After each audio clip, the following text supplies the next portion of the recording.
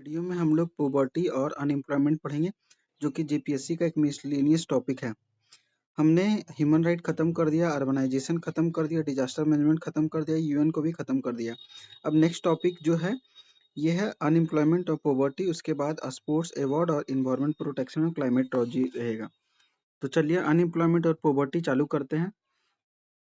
इसका हम लोग कैसे करेंगे, पहले अनएम्प्लॉयमेंट का थ्योरी खत्म करेंगे और अनएम्प्लॉयमेंट से रिलेटेड जो भी एग्जामिनेशन में पीवाईक्यू पूछे हैं उसको वन लाइनर के फॉर्मेट में वो पीवाईक्यू को देखेंगे। उसका बाद पॉवर्टी का थ्योरी पढ़ेंगे और पॉवर्टी का भी जो भी एग्जाम जो भी हुआ है इंडिया में, चाहे वो स्टेट पीसीएस हो या कोई भी एसएससी या रेलवे का एग्जाम हो, उसमें जितना भी पॉवर्टी से रिलेटेड क्वेश्चन पूछा है वो सारा हम लोग देखेंगे। तो शुरू करते हैं अनएम्प्लॉयमेंट और पॉवर्टी। सबसे पहले अनएम्प्लॉयमेंट किसको कहेंगे, अनएम्प्लॉयमेंट क्या होता है? तो unemployment is that in which there is a person who has desire and ability to work but if he does not get any job then we call it unemployment. अगर कोई person है, एक person है, वो Dzire है, उसके पास वो काम करना चाहता है, उसके पास एबिलिटी है, लेकिन उसको जॉब नहीं मिल रहा है, तो उसी को हम अनएम्प्लॉयमेंट बोलेंगे। तो अनएम्प्लॉयमेंट का जो डेटा होता है वो कौन कलेक्ट करता है अनएम्प्लॉयमेंट का डेटा?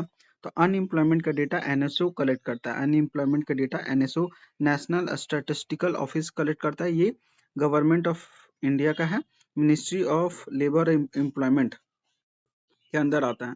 तो एनएसओ डेटा कलेक्ट करता है और डेटा पब्लिश कौन करता है? तो नीति आयोग रिपोर्ट को पब्लिश करता है। तो एनएसओ डेटा कलेक्ट करता है अनएम्प्लॉयमेंट का और नीति आयोग पब्लिश करता है अनएम्प्लॉयमेंट का डेटा को।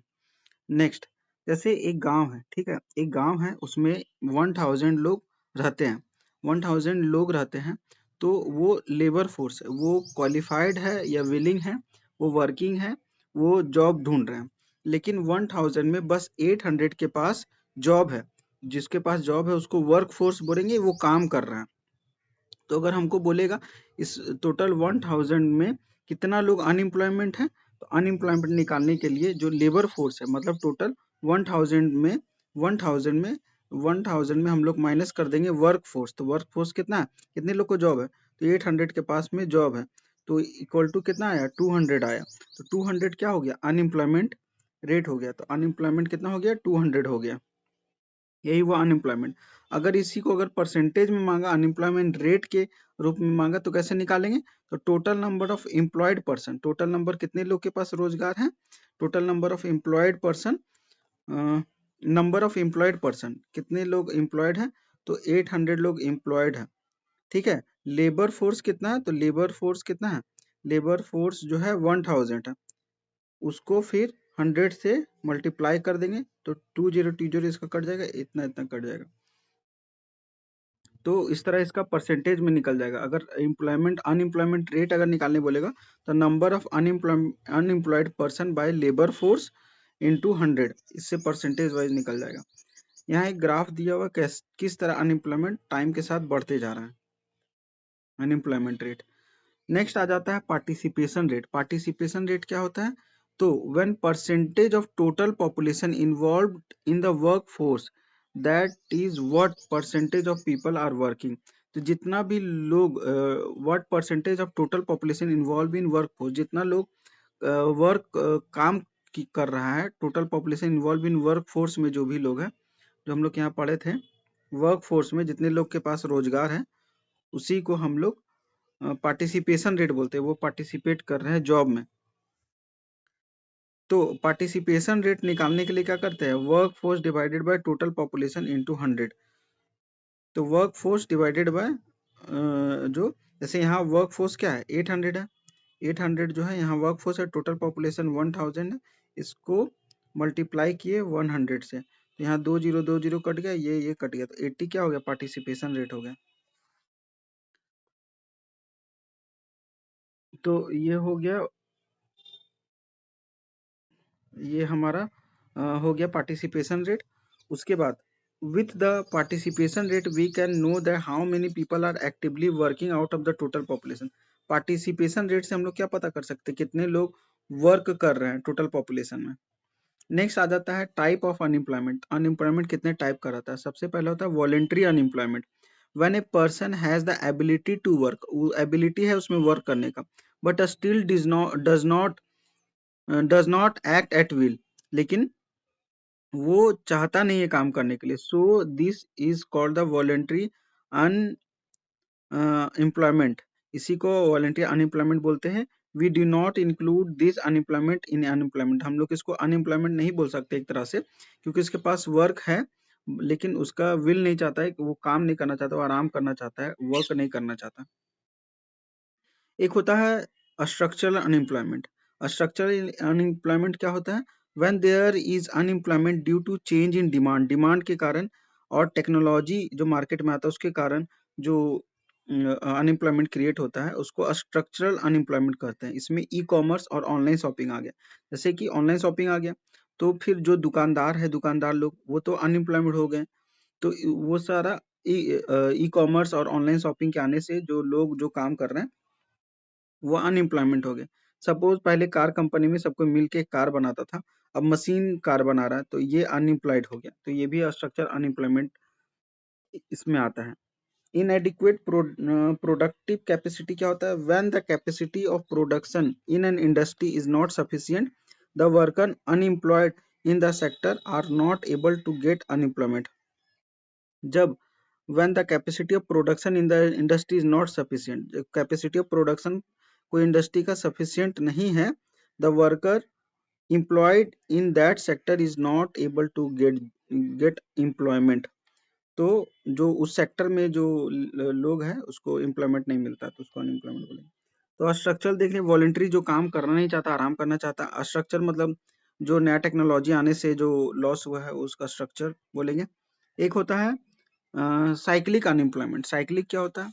When there is unemployment on the basis of economic condition के बेसिस पे जो अनएम्प्लॉयमेंट क्रिएट होता है कंट्री में, in the country, so that there we can say that cyclic unemployment. Economic condition मतलब recession, recession which is going on the IT sector in the country at present time। तो जो जैसे economic condition, जैसे country का demand और supply के कारण जो भी कंट्री में, जैसे प्राइवेट कंपनी में कोई जॉब करने जाता है वो हायर करता है और कुछ लोग को फायर भी करता है, तो इसी को ये साइक्लिक अनएम्प्लॉयमेंट बोलते हैं। एक तरफ से new new talent, new IIT से नया लड़का लोग को हटाता है, जो पुराना बैच का लोग उस कंपनी में काम करता है उसको फिर फायर कर देता है, तो ये जो प्रोसेस जो रहता है इसको साइक्लिक अनएम्प्लॉयमेंट बोलते हैं। नेक्स्ट आ जाता है फ्रिक्शनल अनएम्प्लॉयमेंट। फ्रिक्शनल अनएम्प्लॉयमेंट क्या होता है? Under this unemployment any person is unemployed for a temporary period such as if has to take he has to take a break for some time, if he has to shift his job, then is called the frictional unemployment। तो इस employment में क्या होता है? अगर कोई person जो कि अनएम्प्लॉयड है फॉर टेम्पोररी पीरियड के लिए अनएम्प्लॉयमेंट है, such as if he has to take a break for some time, जैसे टेम्पोररी जो है अनएम्प्लॉयमेंट कुछ टाइम के लिए जैसे ब्रेक लिया है, फ्रैक्शन के लिए कुछ टाइम के लिए ब्रेक लिया है, if he has to shift his job then is called frictional employment. Suppose वो कोई पुरानी कंपनी में काम कर रहा है और ये नई कंपनी में जा रहा है, तो ये जो बीच का जो टाइम है, जो फ्रिक्शन ऑफ टाइम है जिसमें अनएम्प्लॉयमेंट रह रहा है न्यू कंपनी, ओल्ड कंपनी से न्यू कंपनी के जाने में, उसी को फ्रिक्शनल अनएम्प्लॉयमेंट बोलेंगे। नेक्स्ट आता है seasonal unemployment. When a person does any activity according to weather in his business then is called seasonal employment. Weather के हिसाब से जो काम करता है, जैसे आइसक्रीम बेचना, मैंगो जूस बेचना, गर्मी के दिन में ही मैंगो रहा, तो वो सीजन पे डिपेंडेंट है, तो उसको सीजनल अनएम्प्लॉयमेंट बोलेंगे। डिसगाइज अनएम्प्लॉयमेंट क्या होता है? When more people work then the number of people needed in a work, so that is called the disguise unemployment, it is called the hidden employment. इसको छिपी हुई बेरोजगारी भी बोलते हैं। जैसे एग्रीकल्चर सेक्टर, मतलब जितने लेबर चाहिए उससे ज्यादा लेबर जब अवेलेबल होने लगता है तो उसको डिसगाइज अनएम्प्लॉयमेंट बोलते हैं। तो जैसे खेती में पूरा फुल फैमिली लगा हुआ है, तो उस ये भी जो है डिसगाइज अनएम्प्लॉयमेंट का एग्जांपल है। नेक्स्ट आता है industrial unemployment. When there is unemployment due to lack of industry in the country, this is called industrial unemployment. अगर कंट्री में जो है इंडस्ट्री की कमी से, lack of industry in the company, अगर इंडस्ट्री का कमी से अगर बेरोजगारी है तो उसको इंडस्ट्रियल अनएम्प्लॉयमेंट बोलते हैं। फिर एक आता है एजुकेशनल अनएम्प्लॉयमेंट। एजुकेशनल अनएम्प्लॉयमेंट क्या होता है? When an educated person in the country who is qualified to work but does not get employment then we call it educated unemployment. अगर कोई पढ़ा लिखा इंसान देश में अवेलेबल है, वेल एजुकेटेड इंसान, और उसको जॉब नहीं मिल रहा है, तो उसको एजुकेशनल अनएम्प्लॉयमेंट होता है। तो इसमें क्या हो जाता है, बहुत ज्यादा इंसान में ब्रेन ड्रेन का कॉन्सेप्ट आने लगता है। ब्रेन ड्रेन क्या होता है? ब्रेन ड्रेन ये होता है कि माइग्रेट कर देता है। अगर स्किल पढ़ा लिखा इंसान को अगर उसके हिसाब से जॉब नहीं मिल पाता कंट्री में, तो दूसरा कंट्री चल जाता है, उसको ब्रेन ड्रेन बोलते हैं।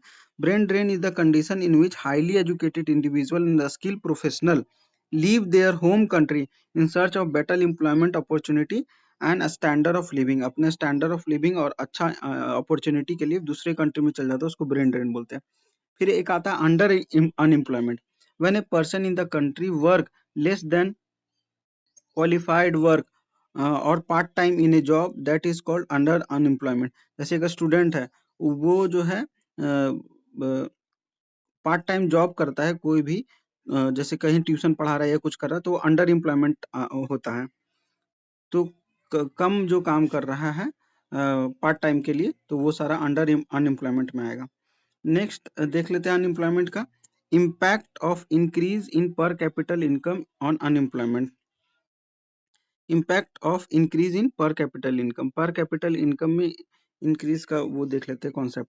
व्हेन पर capita income increase, it means जब पर कैपिटल इनकम किसी का अगर इंक्रीज हो रहा है, इसका मतलब क्या होता है? पीपल आर अर्निंग मोर, वो ज्यादा का पैसा कमा रहा है। दे हैव मोर रिसोर्सेज, जब रिसोर्सेज ज्यादा हो रहा है, ज्यादा पैसा कमा रहा है, तभी पर कैपिटल इनकम इंक्रीज होता है। पर कैपिटल इनकम मतलब उसका सालाना का कमाई। It is a sign of economic development, and we can also be a sign of increase in employment opportunity.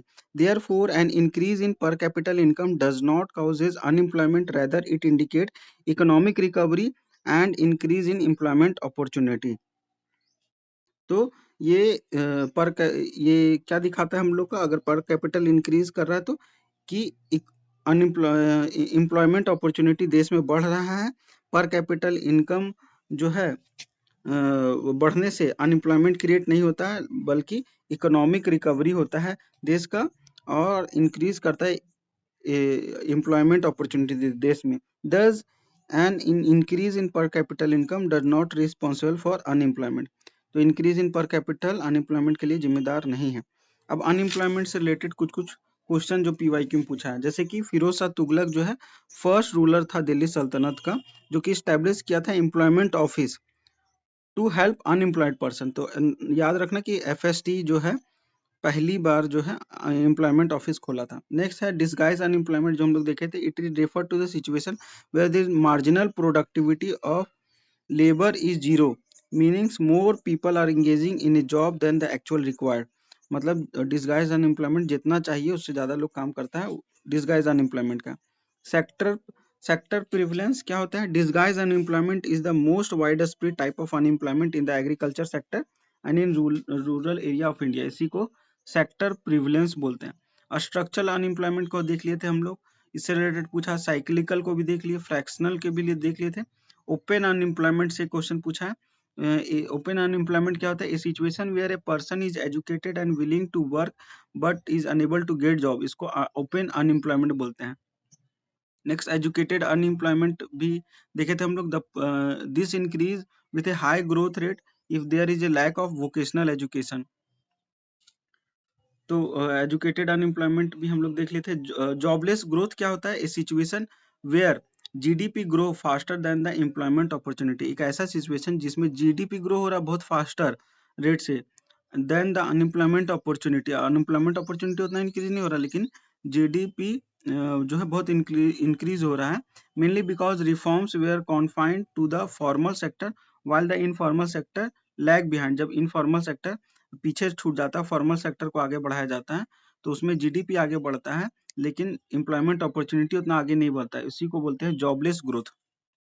Decade of jobless growth का डिकेड कब से कब तक माना जाता है?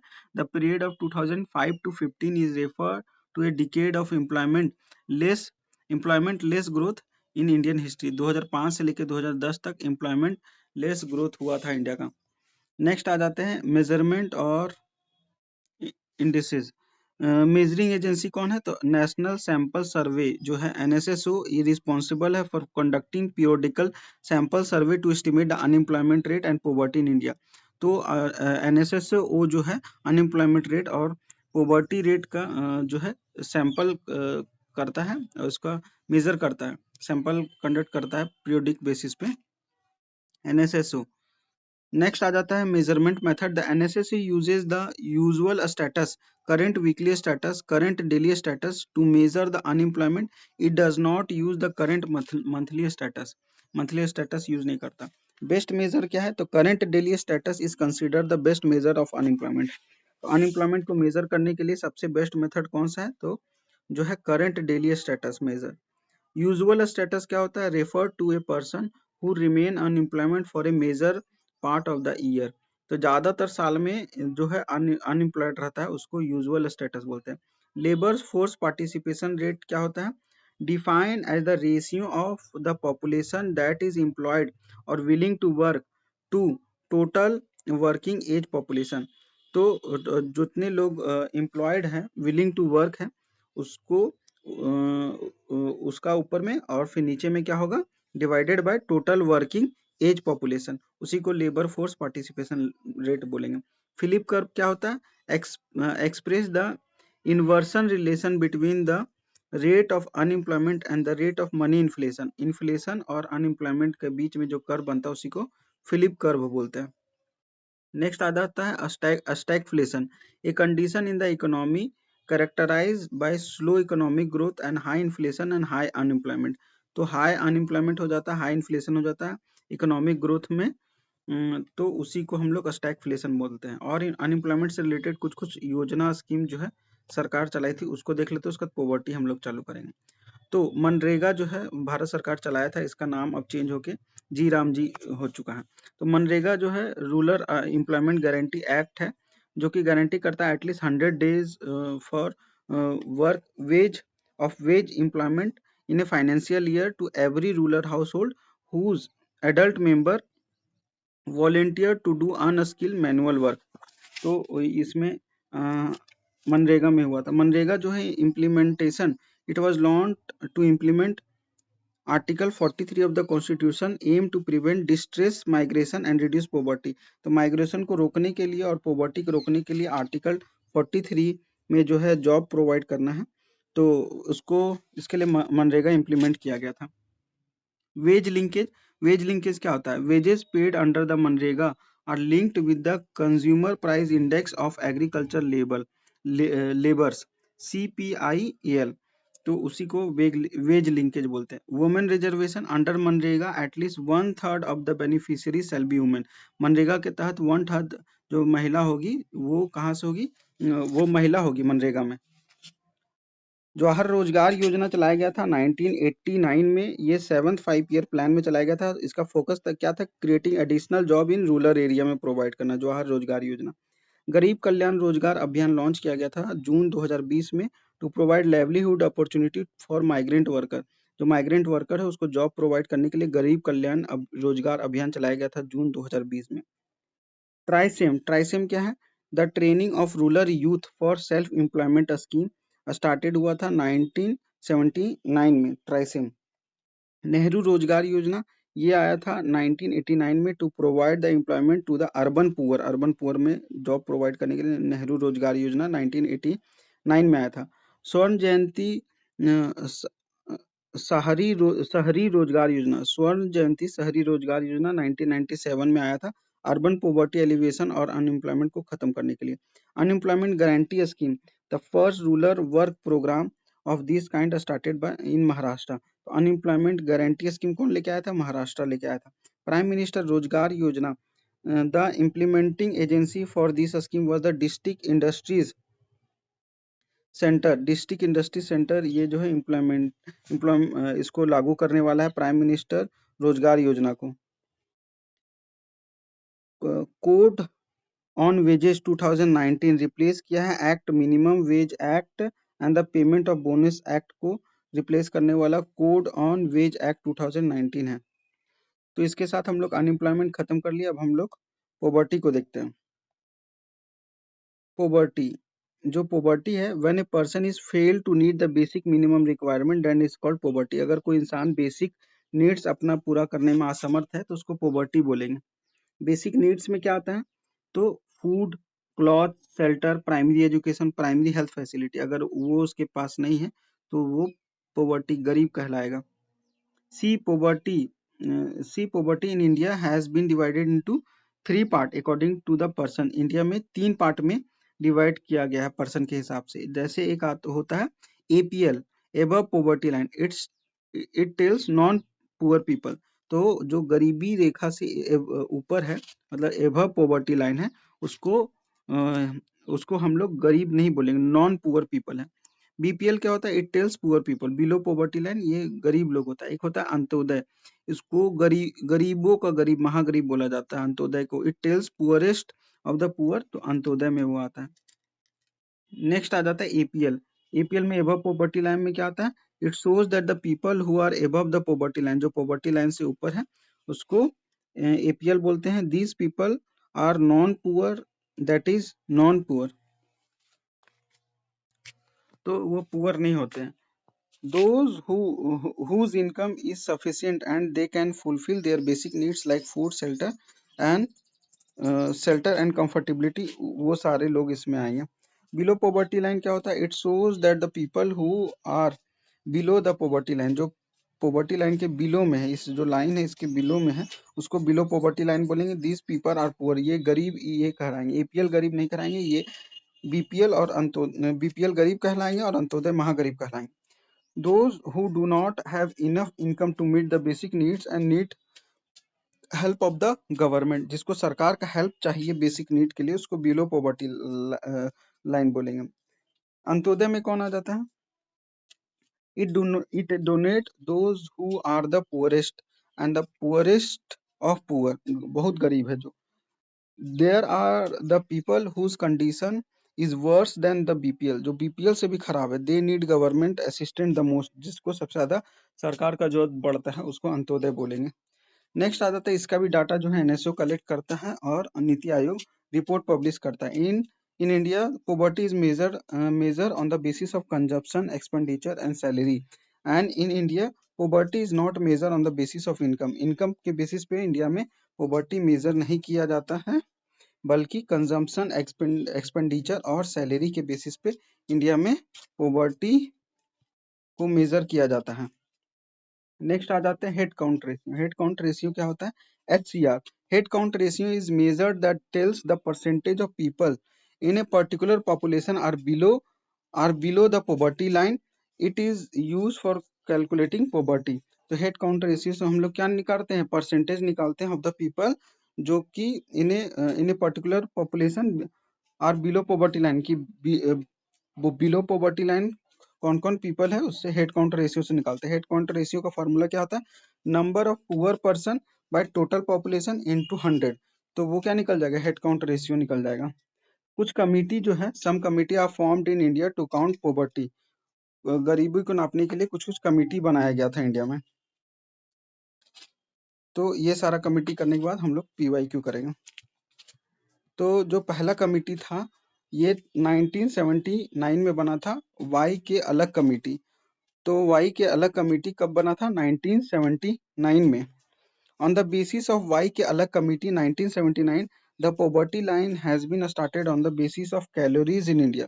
तो वाई के अलग कमिटी से के ही बाद जो है कैलोरीज के बेसिस पे गरीबी नापा गया। जैसे अर्बन सिटी एरिया में कितना कैलोरी पर डे पर्सन के पास होना चाहिए? तो 2100, मतलब 2100 कैलोरी पर डे होना चाहिए अर्बन एरिया में। रूरल एरिया में 2400 कैलोरी पर डे पर पर्सन होना चाहिए। फिर नेक्स्ट आया था 2009 में Suresh Tendulkar committee.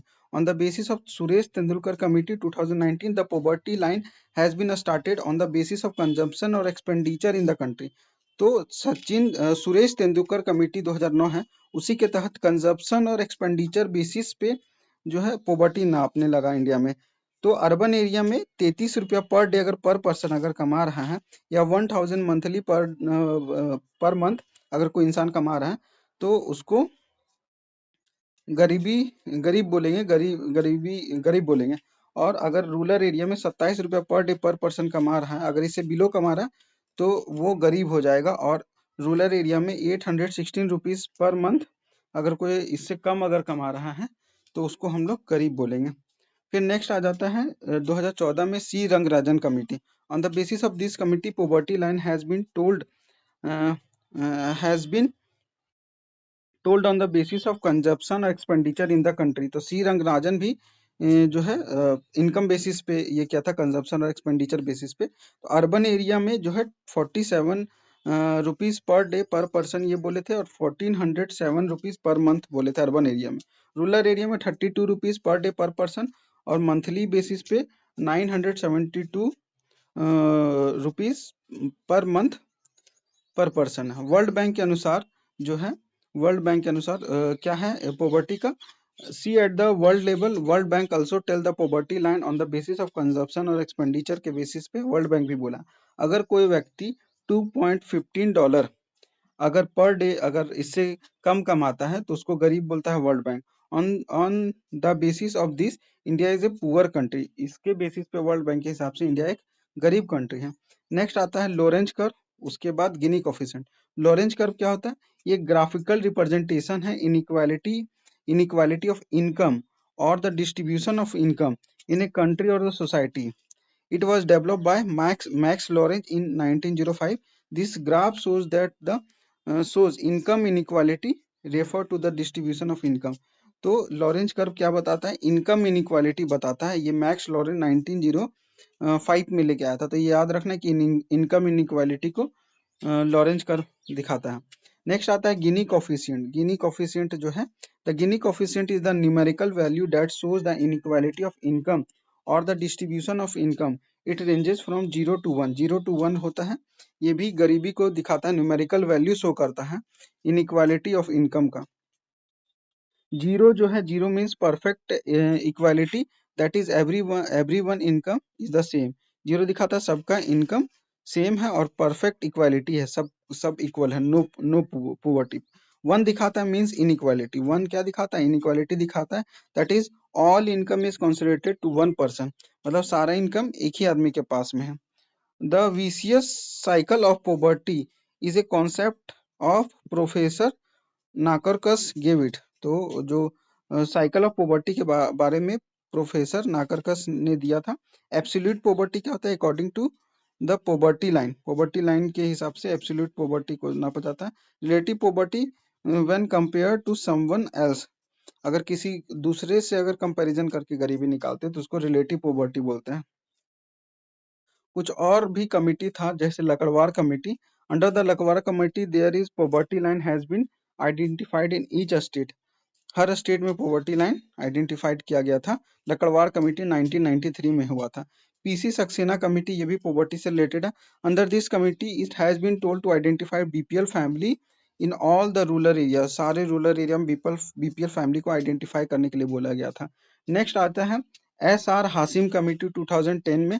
Under this committee it has been told to identify BPL family को आइडेंटिफाई करने के लिए बोला गया था in all the urban area. तो अर्बन एरिया में एस आर हासिम कमेटी आया था, जो कि गरीबी देखने के लिए बोला गया था इनको। और रूरल एरिया में कौन सा आया था, पीसी सक्सेना कमेटी, और एस आर हसीम कमेटी जो है अर्बन एरिया में बीपीएल फैमिली को देखने के लिए आया था। नेक्स्ट आता है रथ एंड डंडेकर कमेटी। 1971 में आया था Rath and Dandekar committee. Under this committee it has been told to measure and determine the poverty line. Poverty line को मेजर करना, डिटरमाइन करना रथ एंड डंडेकर कमेटी 1971 में हुआ था। अरविंद पनागड़िया कमेटी 2016 में आया था। In this committee major and suggestion has been told to estimate poverty and remove it, कि पॉवर्टी को निकालो, गरीब को निकालो, और इसको कैसे हटाया जाए, उसके लिए अरविंद पनागड़िया कमेटी 2016 में आया था। अब पॉवर्टी से रिलेटेड जो भी क्वेश्चन जो पीवाईक्यू अलग अलग एग्जाम में पूछे, वो हम लोग देख लेते हैं। इसके बाद हम लोग का पॉवर्टी और अनएम्प्लॉयमेंट खत्म हो जाएगा। तो सबसे पहले देख लेते हैं जो फर्स्ट एस्टिमेट जो हुआ था।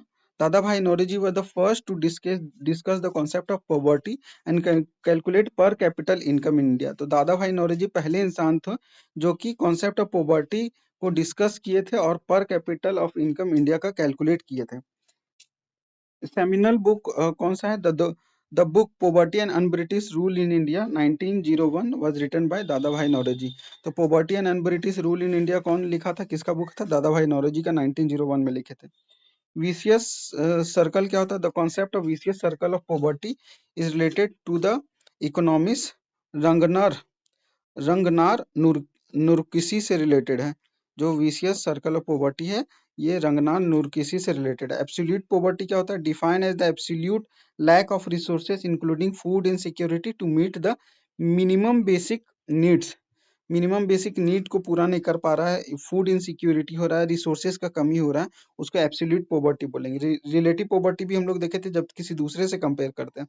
Refer to the economic inequality and is defined in comparison with other people standing in the economy, उसको रिलेटिव पॉवर्टी बोलते हैं। मेजरमेंट ऑफ इनइक्वालिटी, इनइक्वालिटी किससे मेजर करते हैं? Lorenz curve represent income distribution, Lorenz curve देखता है। और गिनी coefficient major करता है डिग्री ऑफ इनकम इनइक्वालिटी। ये 0 जो है रिप्रेजेंट करता है एब्सोल्यूट इक्वालिटी और 100 रिप्रेजेंट करता है absolute inequality.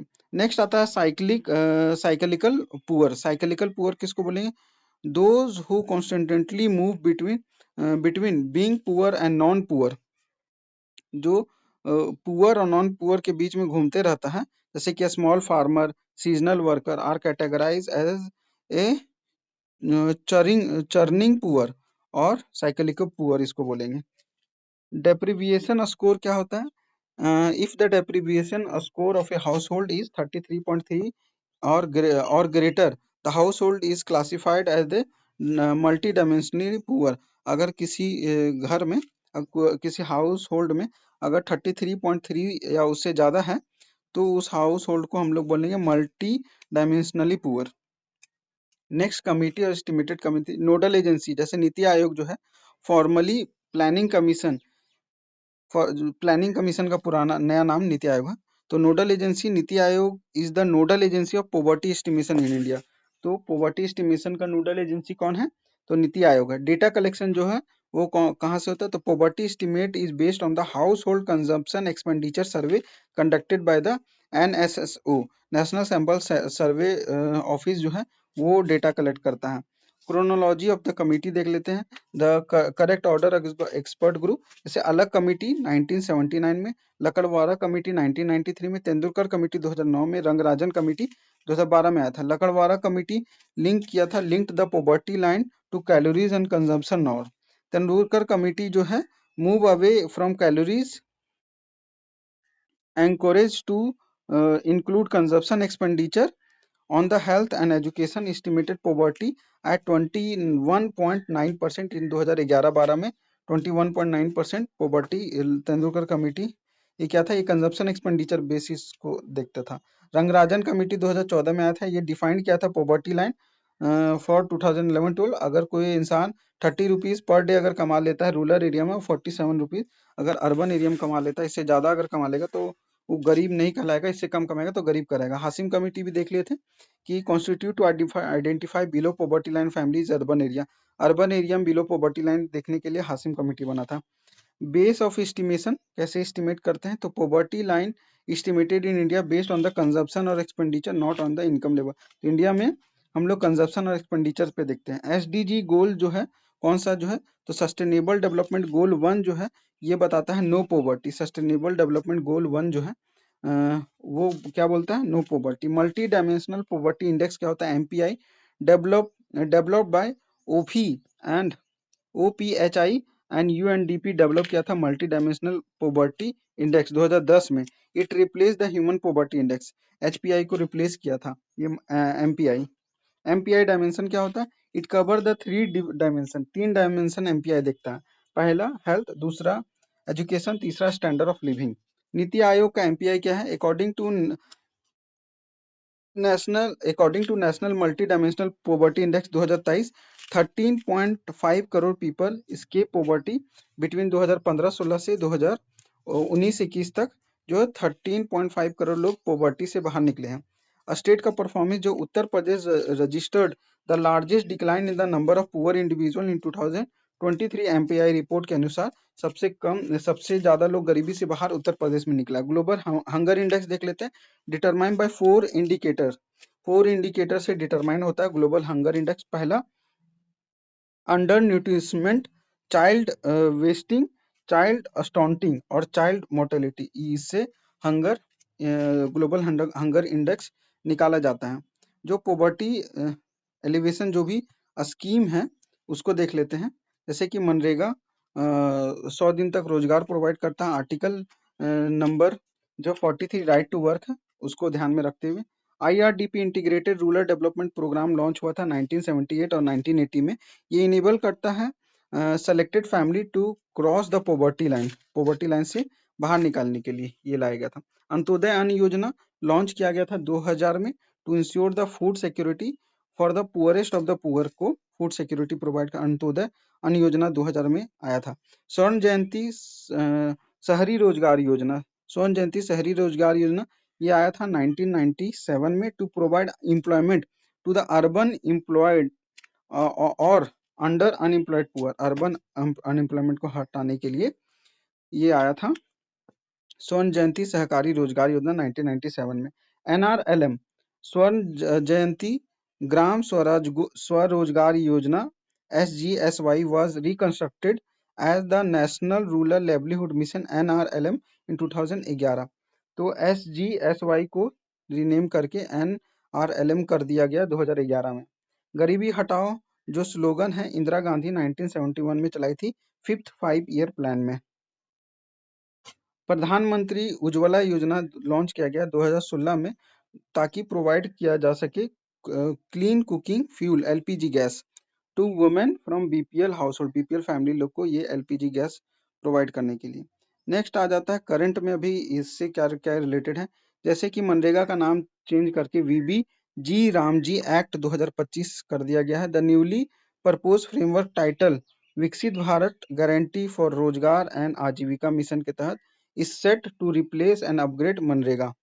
Employment guarantee under the new VG Ramji the guarantee of unemployment 100 दिन से इंक्रीज करके कितना दिन कर दिया 125 डेज ए ईयर कर दिया गया। पहले 100 दिन था।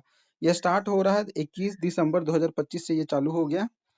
नेक्स्ट P4 इनिशिएटिव, तो आंध्र प्रदेश सरकार जो है लॉन्च किया है P4 इनिशिएटिव, जीरो पॉवर्टी के लिए इनिशिएटिव है। एमिंग है एलिमिनेट पॉवर्टी 2029 तक एलिमिनेट पॉवर्टी का टारगेट है आंध्र प्रदेश का। पीएम गरीब कल्याण अन्न योजना जो है उसको 5 साल तक एक्सटेंड कर दिया गया। स्टार्ट किया गया था 1 जनवरी 2024 को। Providing 5 kg of free grain to the poor family लोग को 5 किलो फ्री अनाज देने चालू किया था। इसको भी 5 साल के लिए और एक्सटेंड कर दिया गया है। अरुणोदय 3.0 ये स्कीम है असम सरकार का। ये प्रोवाइड करता है 1250 rupees per month to Antyodaya family लोग को दिया जाता है। झारखंड सरकार का अबुआ आवास योजना है जो हाउसिंग स्कीम है for state resident launch by the Jharkhand सरकार लॉन्च किया था।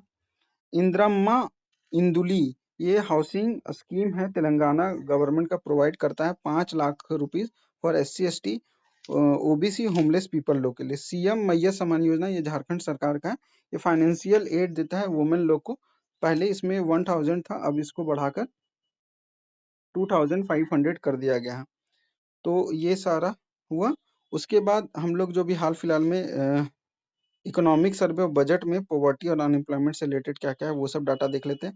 जैसे कि झारखंड का मल्टी डायमेंशनल पॉवर्टी जो है डिक्लाइन कर गया है 42.10 2015-16 में था और अभी 2019-20 में 28.21 by 1920 showing a long term reduction in deprivation। Another तो ये हो गया अनएम्प्लॉयमेंट जो सर्वे है 2000 इकोनॉमिक सर्वे 2024-25 और गवर्नमेंट डाटा के अनुसार झारखंड में अनएम्प्लॉयमेंट जो है कम ही मतलब और कम हुआ है। तो अराउंड 1.3 टू 1.7 2023-24 में डिक्लाइन हुआ significantly the below the national unemployment rate. तो जो देश का जो अनएम्प्लॉयमेंट रेट है उससे झारखंड में कम है। बजट में 2024-25 में टारगेटेड क्या है? झारखंड गवर्नमेंट बजट 2025-26 में इज 1.45 लाख करोड़ रुपया विथ 62,844 करोड़ रुपया year mark for social sector scheme targeting poverty alleviation and welfare के लिए इतना पैसा जो है इन्वेस्ट किया है सरकार। नेक्स्ट है झारखंड जो है नेशनल का जो है उससे कम है झारखंड में पॉवर्टी वगैरह और जॉब अपॉर्चुनिटी अनएम्प्लॉयमेंट वगैरह। तो ये सारा हम लोग पॉवर्टी और अनएम्प्लॉयमेंट से रिलेटेड जितना भी पीवाईक्यू और इसका जितना भी थ्योरी है वो हम लोग ने कंप्लीट कर लिया है। नेक्स्ट वीडियो में नेक्स्ट टॉपिक हम लोग स्पोर्ट्स करेंगे, उसके बाद हम लोग इन्वायरमेंट और क्लाइमेट चेंज से रिलेटेड सारा पीवाईक्यू वगैरह कंप्लीट करेंगे। Thank you.